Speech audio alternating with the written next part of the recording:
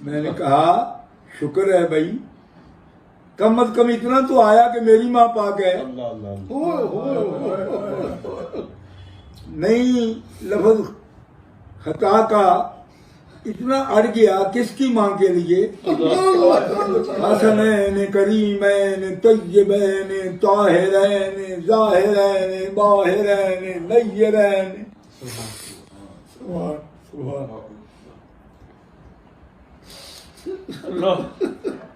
ہوش،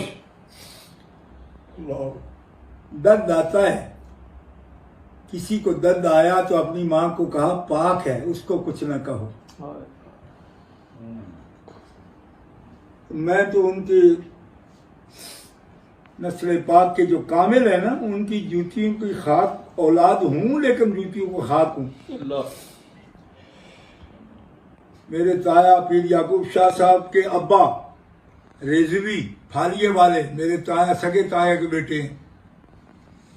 حضور قبلہ عالم سید نور الحسن شاہ صاحب بخاری کے سامنے جا عرض کیا رحمت اللہ علیہ کی خدمت میں، کہا شاہ جی تو اڈا کی نہ آئے تو پنجاب کا ماحول سادہ، کہا جی رسول شاہ،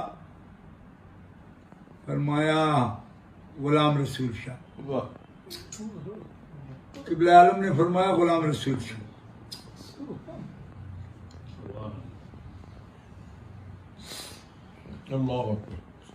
آل رسول بھی کہے گی تو کہے گی غلام رسول شاہ۔ میرے تایا جان نے خود مجھے اپنی گود میں بٹھا کر یہ بتایا کہ ساڈے پیر ایو جیسا، ہم قبلہ عالم کے نوکر ہیں، خانہ دار نوکر دیکھنا ہو جس نے سید نور الحسن شاہ صاحب بخاری رحمۃ اللہ علیہ کے نوکروں کو دیکھ لے۔ صرف اتنی گزارش ہے اہل اسلام کہ یہ کوئی بحث کا مقام نہیں تھا، یہ کوئی امتحان آ گیا۔ کیوں؟ اہل سنت و جماعت حنفی ماتریدی بھی سیدہ پاک کی شان کے لیے اڑیں گے اور لڑیں گے، اور بحث و مناظرہ کے بعد کہیں گے ہم مان جائیں گے۔ ایسا غضب ہوتے دیکھا نہیں۔ یہ جماعت غضب والوں کی ہے نہیں۔ اس جماعت میں یہ ایک عجیب واقعہ ہے، ٹھیک ہے؟ اللہ کا فضل، اللہ کا کرم کہ ایک نہیں سینکڑوں علماء کرام جید سے مراد وہ تنظیم المدارس والا جید نہیں ہے، وہ تو سیکنڈ کلاس کو جید کہتے ہیں نا، میں وہ دوسرا جید کہتا ہوں، ٹھیک ہے؟ تو وہ سب غلامی کے لیے موجود ہے، بے شک کوئی کمی نہیں ہے کسی چیز کی، اور اس گھرانے کو کمی رب نے آنے دی نہیں، ٹھیک ہے؟ لیکن لوگ سمجھتے ہوں گے کہ پتہ نہیں شاہ صاحب کو اجازت دی ہے یا نہیں ہے۔ وہ اجازت نہیں دی ہے، میں نے منت کی ہے، میں کہہ رہا ہوں سیدھا، میں نے منت کی، میں کہ سید ہم لوگ ہیں نا، کریں گے نا نوکری، نہیں کریں گے تو کیا کریں گے پھر؟ باہر چونکیں گے بیٹھ کر؟ اس تندور کے پاس تو ہماری ڈیوٹی نہ ہو۔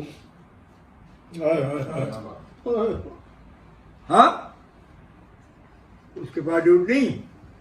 آل زہرا ہیں جن کے لیے صحیح حدیث میں رسول پاک کا فرمان ہے، من حب ہذین یعنی الحسن والحسین اباہما و امہما کان معی فی درجتی فی الجنہ۔ شیوخ الحدیث مہربانی کر کے جامع ترمذی اٹھا کے دیکھ لیں۔ جو میرے حسنین سے پیار کرتا ہے اور ان کے باپ سے اور ان کی اماں سے، وہ میرے ساتھ محمد الرسول اللہ کے ساتھ میرے درجے میں، میری جنت میں نہیں، آپ کے درجے میں۔ اور میرے باپ حافظ الحدیث، میں نے عرض کیا حضور، ایک آدمی نے مجھے کہا حضور کے درجے میں اگر یہ غلام چلے جائیں گے تو پھر تو انبیاء کی اہانت ہو جائے گی، کیوں کہ انبیاء سے بھی اوپر درجہ ہے حضور کا، حضور کے درجے میں یہ غیر نبی ہیں، یہ داخل ہو جائیں گے، تو نبیوں سے بھی اونچے کیا ہو جائیں گے؟ اتنا بڑا رکا ہے خارجی کا میرے پاس، منڈی پھلروان میں میری تقریر تھی، آج سے 40 سال پہلے کی بات کر رہا ہوں۔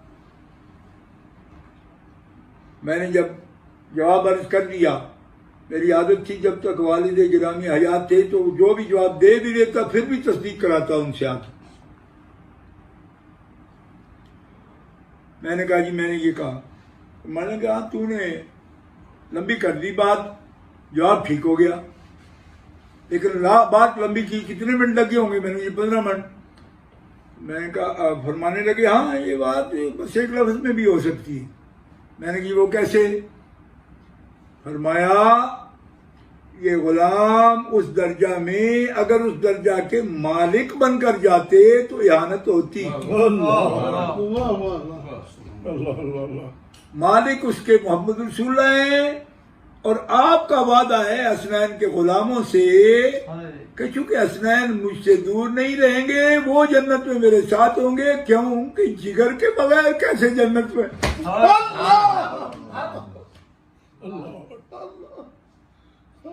خاتون جنت کے بغیر وہ جنت کیسی ہوگی؟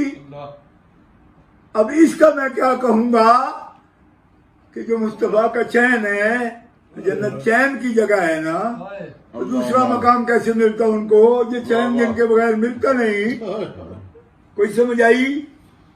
لوگ آج ہم سے یہ بھی پوچھتے ہیں جی وہ ان کو حضور کے لیے سہارا کہہ دیا کسی نے کوئی لفظ بول دیا تو چین بجبی ہو گئے۔ او میں کہا پاگلو کیا تمہارے ذہن بن گئے ہیں؟ حضور وہ سہارا جو محتاج کو ضرورت ہوتی ہے وہ نہیں ہے ان کا سیدہ یا کوئی اور، لیکن دنیا میں کوئی بھی ایسا شخص ہے جو اپنی اولاد میں اپنی امید نہیں دیکھتا؟ کیا دماغ خراب ہو گئے آپ کے یار؟ کیا خارجیوں نے کو بھنگ پلا رکھی ہے آپ؟ دماغ کے سوتے ہی بند ہو گئے۔ تم میں کون عالم ہے کہ جس کا بیٹا نہیں تھا تو وہ در بدر تھا کہ ہونا چاہیے؟ میرا کا صدقہ رب نے کرم کر دیا۔ کوئی بات لگا کے نہیں کرنا چاہتا تھا، میں حافظ العزیز کا بیٹا ہوں، لیکن دوستو وہ بے چینی پوچھتا ہوں کہ اگر اولاد کا کچھ سہارا بندے کو نہیں ہوتا تو جس کی نہیں تھی وہ بے چین کیوں تھا؟ اس کو آپ محتاجی کا کہتے ہو یا کس کا کہتے ہو؟ کچھ تو امید ہے یہ کہ لوگ اس کے لیے تعویذ لینے چلے جاتے ہیں، دم کرانے جاتے ہیں۔ میں خود پتر منگن گیا سا بغداد شریف، تو جھٹ بھی نہیں سے لائے میرا نے لے کے دیتے سن، خارجی ایویں باواں نہ مارن، دیندہ رب ہی ہے، دلاتے ہی ہے۔ تواڈے نال مکلاں گے ذرا اپنا جڑے نا سر پٹول چھڈن ایک بار۔ بہت اچھا، یہ تینوں فکر ہے نا بہنا کا جواب دینے واسطے مینوں اتھے توڑی جانا پیا ہے، تے کملیا 40 سالاں دے جنہاں نے ایک تے جلی ہے انہاں تے اہل بیت دی توہین کیتی، او بغیر ہی دفاع کر لیا صدیق سونے دا۔ تو پہلی لگی جھڑ پہ ہوئے پلو لوہے دیا کوٹا سدے ہوئے کوٹے لے کو ٹری نہ آئے بابا میں تو رہائی۔ ہم سے بھی پوچھنا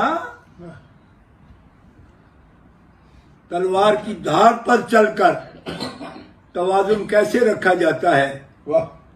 اس فن کے لوگوں کو رضا کے غلام کہا جاتا ہے، اور یہ سبق بریلی والوں نے پڑھا کے دکھا دیا۔ جب اصدق الصادقین کی بات کریں تو کمال ہو، اور جب اشجع الاشجعین کی بات کریں کوئی نہیں سمجھ آئی۔ اصل نسل صفا سبحان اللہ وجہ وصل خدا. سبحان اللہ سبحان اللہ سبحان اللہ. جنہوں نے یہ گٹی پی ہوتی ہے نا ان کو یہ نہیں کرنا پڑتا. اگر صحابہ کے لیے دفاع میں کلام کرنا شروع کرتے ہیں تو بارڈر پار ہو جاتا ہے. دوسری طرف مقابل بنا کے ان کو پیش کرتے ہیں جنہیں جگر دے کر صدیق کی شان بتائی ہے. کوئی گلہ نہ خلافت پہ کیا ہے، نہ امامت پہ کیا ہے، نہ فدق پہ کیا ہے. تیری حدیثیں بتا رہی سب، میری حدیثیں بتا رہی، مصطفیٰ کی حدیثیں بتا رہی سب، کہ کلام ہی چھوڑ دیا تھا. اس کو کیسا اجتہاد کہو گے؟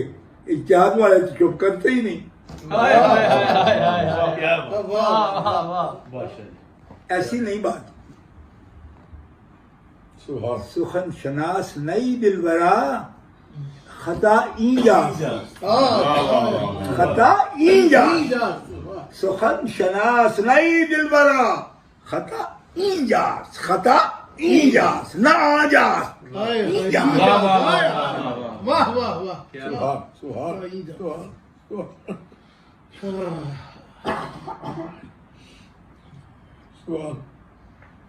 بس بات زیادہ ہو گئی لیکن چپ رہ نہیں سکتا، چپ رہ نہیں سکتے.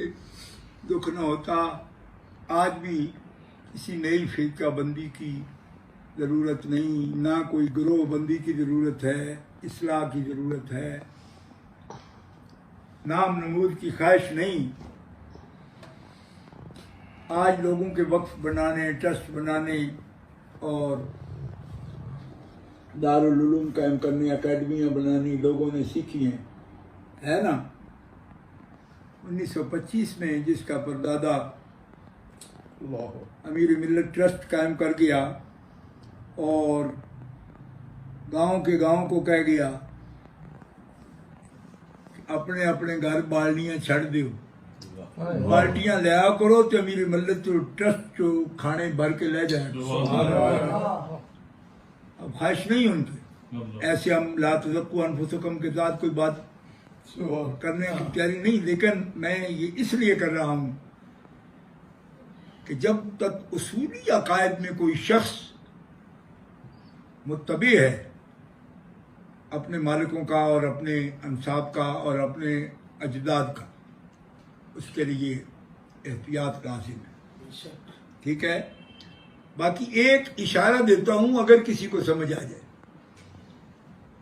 میں خادم ہوں آپ سب کا، اہل سنت و جماعت کا. میرا اور کوئی اعزاز نہیں ہے نوکری، اگر وہ بھی قبول ہو جائے. اگر ہماری علماء صاحب علم جن کو اللہ تعالیٰ نے ذہانت دی ہے اور وہ لوگ دین کو سمجھتے ہیں، صحابہ کرام اور اہل بیت اطہار کے بارے میں توازن کسی طرح بھی کھو بیٹھیں گے نا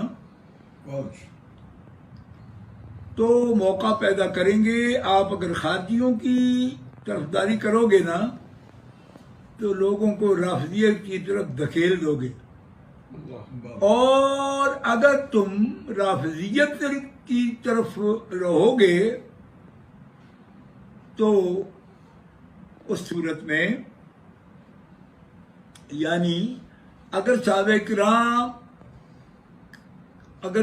کرام کے وکیل بنے اور توازن کھو بیٹھے، رافضیت کو فروغ ہوگا. اور اسی طرح اگر اہل بیت اطہار کی طرف وکالت کرتے ہوئے حد سے بڑھے، اور حد کیا ہے؟ عقائد اہل سنت و جماعت، اس سے بڑھے تو لوگوں کو خارجیت کی طرف دھکیل دو گے. یہ ہے مشکل ترین مقام جو سنی مبلغ کے پیش نظر ہوتا ہے. اور ایک لمحے کو اوجل ہو جائے تو جو خطا کا جو نتیجہ نکلتا ہے وہ آپ نے دیکھ لیا. اس لیے یہ بڑا خاص مقام ہے سنت و جماعت کو. ایسے ہی تو نہیں حضرت مولا علی نے روایت کر دیا کہ یوم تبیض وجوہ و تسود وجوہ، جس دن کچھ چہرے سیاہ ہوں گے کچھ سفید ہوں گے. پوچھا جی وہ جو سفید چمکدار ہوں گے وہ کون ہوں گے؟ تو مولا نے کیا فرمایا؟ ہم اہل السنت والجماعہ. تو چہرے چمکانا یوں ہی نہیں، اس کے لیے توازن. واہ سید بات ہے. کنڈے سے مکھن پکانا اس کو کہتے ہیں. ٹھیک ہے.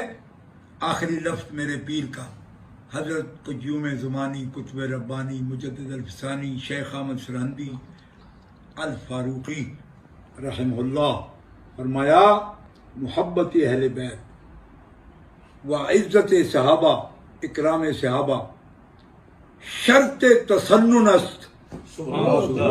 سنی ہونے کی شرط یہ ہے کہ محبت صحابہ کا محبت اہل بیت کامل طور پر جلوہ گر ہو اور اکرام صحابہ اس کے اکرام کا ترجمہ عزت کر رہا ہوں اگر سمجھ نہ آئے عزت صحابہ کامل طور پر دل میں موجود ہو.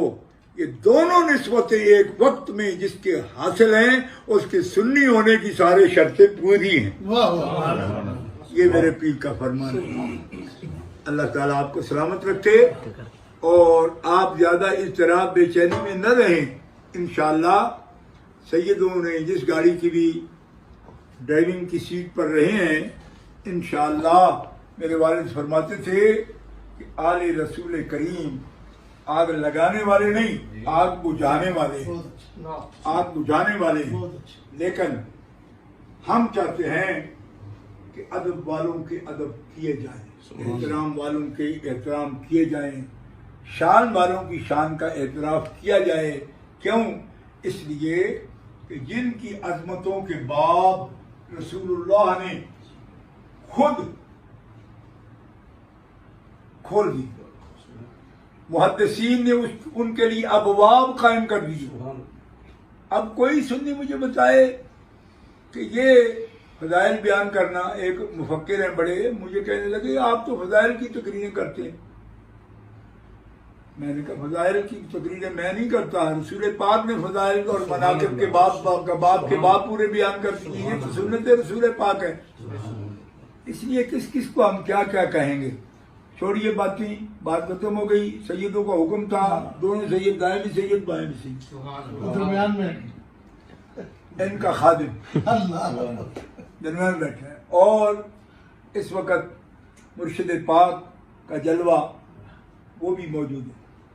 آپ تشریف فرمائے, وعدہ فرما گئے تھے میں آ جاؤں گا, قدم رنجہ فرمایا, لطف فرمایا, قدم رنجہ کیا, شاد کیا.